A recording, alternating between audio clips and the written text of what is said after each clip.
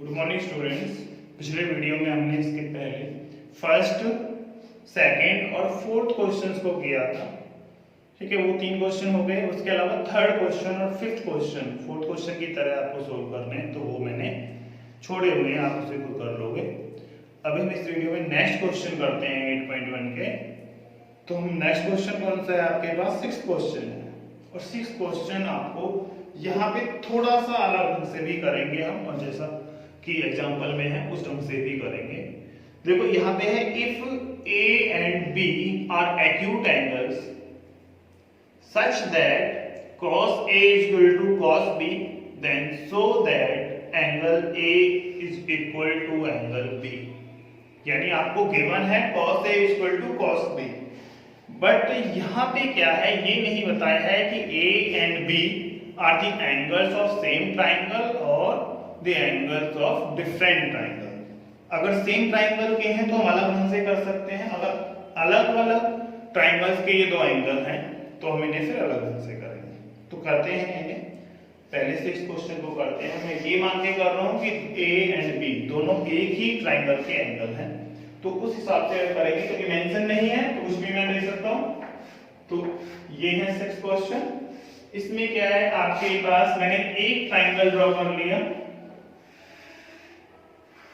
इन्होंने कहा A and B are acute angle, पर एक ट्राइंगल में दो एक्यूट एंगल पॉसिबल है राइट एंगल ट्राइंगल में। तो मैंने यहां पे ले लिया ए और ये एंगल को नाम दे दिया बी, और बचा आपका 90 डिग्री वाला एंगल, इसको नाम दिया सी। तो पॉसिबल है एक ट्राइंगल में दो एक्यूट एंगल हो सकते हैं ए एंड बी। और इसके अकॉर्डिंग हम जाएं तो आपके पास होगा cos A is equal to cos B जो गिवन है।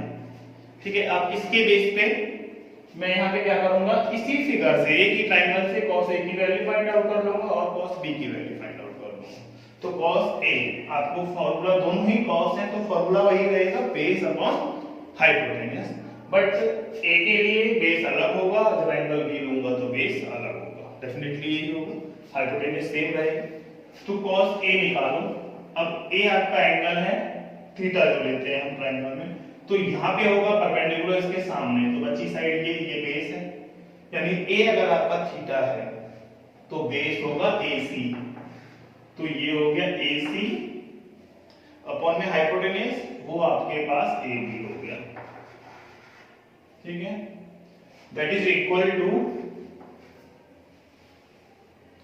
आगे निकालना है cos B, यानी आपकी बार थीटा B पे है और थीटा B पर है तो बेस हो जाएगा आपकी बार BC, तो फिर ये आ जाएगा BC अपॉन AB।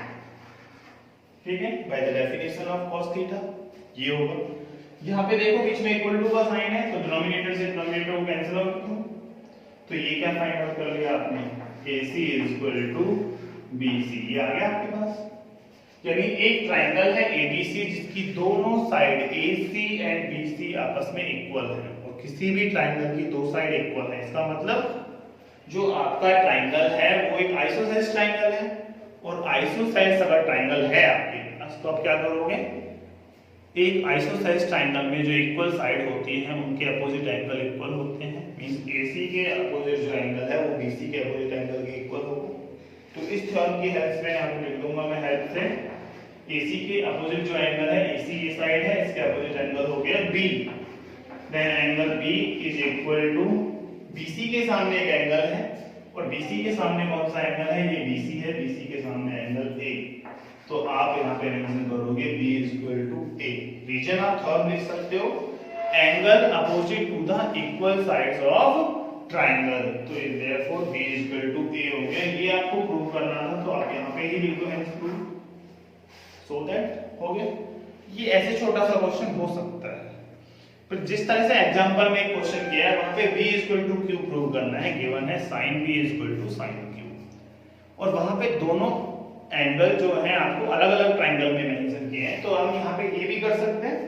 सपोज मैंने दो ट्राइंगल ले लिए, इसी 6th क्वेश्चन को मैं दोबारा कर रहा हूँ, दोनों में चेंज है, दोनों अगर A और B एक ही ट्राइंगल के एंगल है तो ऐसे करना है, अगर ये है A और B दोनों अलग अलग ट्राइंगल्स के एक्यूट एंगल हैं जो आपस में इक्वल है विद एनी ट्रिग्नोमेट्रिक रिलेशन, तो आप यहाँ पे क्या करोगे, दो ट्राइंगल ड्रॉ करोगे आप एक ट्राइंगल ये रहा आपका, इसका एक एक्यूट एंगल ये रहा ए, ठीक है। बाकी यहाँ पे मैंने ये लिख दिया, बी नहीं लिखूंगा, ये सी लिख दिया और ये डी, तो ए सी डी हो गए। एक और ट्राइंगल राइट एंगल ट्राइंगल में ही हम यूज कर रहे हैं, मैंने कल बताया है ट्रिग्नोमेट्री को से।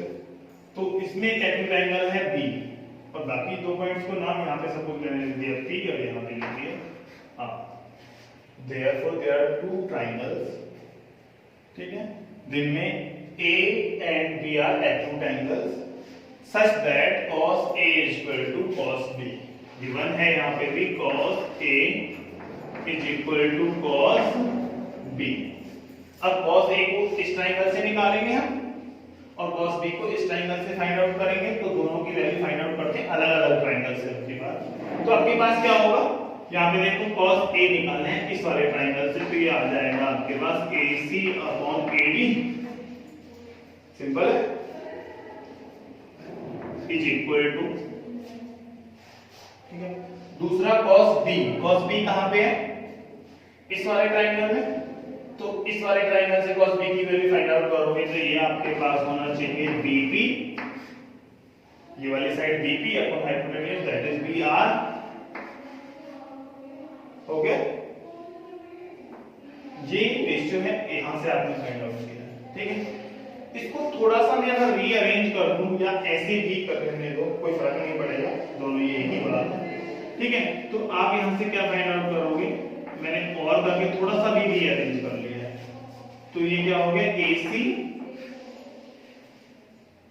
ठीक है, अपॉन में इस साइड को इधर ले गया, इसको इधर ले गया, जैसे क्रॉस मल्टीप्लाई में करते हैं, तो इसको इधर ले जाऊंगा तो AC upon BP is equal to AD upon BR, ये हो सकता है।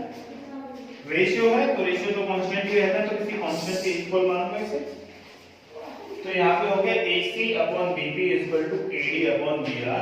हमने किसी कांस्टेंट के इक्वल इसे मान लिया है, तो यहाँ पे स्टे लिख देता हूँ, इस माना है इसे हमने, एक्चुअल कोई के एडजस्ट नहीं करता है क्वेश्चन।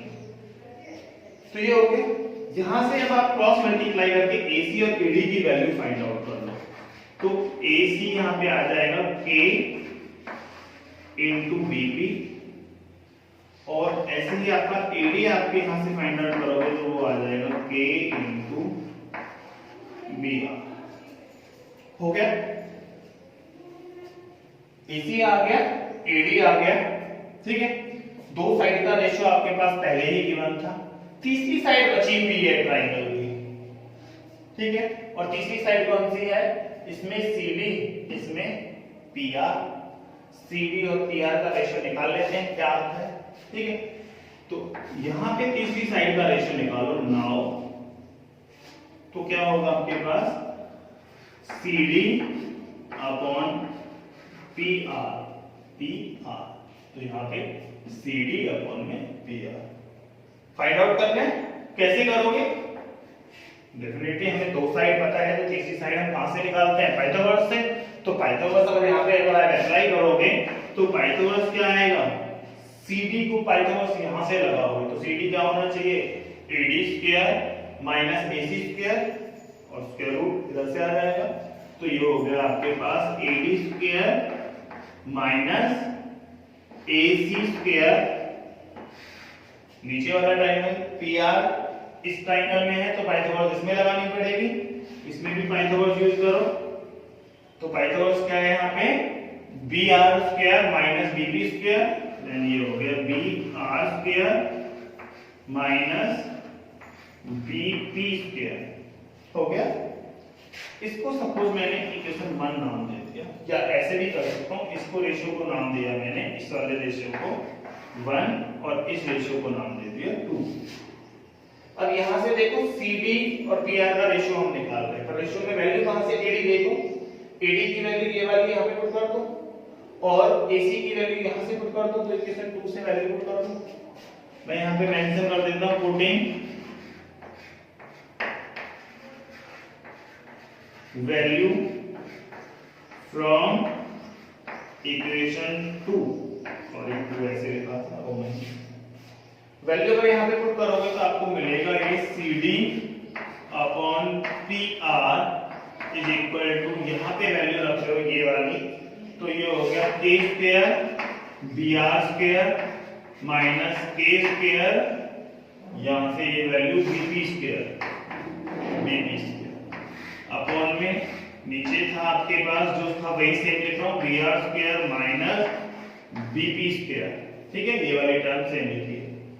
अब यहाँ पे देखो, यहाँ भी k स्क्वायर, यहाँ भी k स्क्वायर कॉमन आ जाएगा k स्क्वायर, लेकिन जब k स्क्वायर को स्क्वायर रूट से बाहर में लेके आऊंगा तो सिर्फ k होगा, तो इसमें से k स्क्वायर कॉमन लेके स्क्वायर रूट से बाहर ले आया तो k रह गया और अंडर रूट के अंदर बाकी term br square minus bp square, denominator में भी सेम ही टर्म है br square minus bp square, इससे इसे कैंसिल आउट करूं तो cd अपॉन pr का रेशियो किसके इक्वल आ गया, that is equal to a, यहां पे देखो ac upon bp equal to ad upon br that is also equal to k, यानी तीनों साइड्स का जो रेशियो है वो k के इक्वल। तो इक्वेशन ये फर्स्ट, इसे नाम दे दूं 3, तो आप फ्रॉम 1 and 3 क्या आएगा आपके पास, तो मैंने लिखा फ्रॉम 1 and 3 वी गेट क्या आएगा, AC upon BP BP is equal to AD upon BR that is equal to CD upon, sorry ये P है, R गलती से हो गया तो PR था बिकॉज, तो ये हो गया PR, ठीक है, तो ये हो गया CD अपॉन PR भी किसके इक्वल हो गया, यानी फाइनली आपने जो फाइंड आउट किया वो है क्या, इन दोनों ट्रायंगल्स के तीनों साइड का रेशियो आपस में इक्वल है, यही फाइंड आउट कर लिया। और आपने 6 चैप्टर में ही ये चीज पढ़ी है, अगर किन्हीं भी दो ट्रायंगल्स के तीनों साइड का रेशियो आपस में इक्वल हो तो दोनों ट्रायंगल्स वो आपस में सिमिलर होते हैं, तो इसके अकॉर्डिंग ये दोनों ट्रायंगल आपस में सिमिलर होने चाहिए, therefore by S similarity criterion, जगह कम है तो बोल रहा हूं सिर्फ, by S side similarity criterion आपके पास क्या होगा, triangle ACD is similar to triangle BPR. These two triangles are similar by S side. दोनों ट्रायंगल सिमिलर हैं और आपको पता है किन्हीं भी दो ट्रायंगल सिमिलर हैं तो उनके कॉरस्पॉन्डिंग एंगल आपस में इक्वल होंगे। तो इसका फर्स्ट एंगल है angle A, first angle first के ही इक्वल होना चाहिए, तो that is equal to first angle B, means angle A is equal to angle B by, हम यहाँ पे रीजन लिख देते हैं CPST, means corresponding part of similar triangle. ये आपको प्रूव करना था तो यहाँ पे लिख देता हूँ मैं हेंस प्रूव। ये दोनों आपके 6 क्वेश्चन है, ऐसे बस छोटा हो जाता है, ये आपका बड़ा क्वेश्चन ऐसे होता है, पर मेन बात ये नहीं है छोटा कौन सा है बड़ा कौन सा, मेन क्या है आपके पास, मेन ये है कि A and B are the angles of same triangle और द डिफरेंट ट्रायंगल्स। अगर सेम ट्रायंगल के एंगल हैं तो आप ऐसे करोगे, अगर A and B are the angles of different triangle तो आप इस तरह से करोगे। 6 क्वेश्चन को आपने इस तरह से, ये 2 वेज हैं आपके पास, ठीक है। Thank you.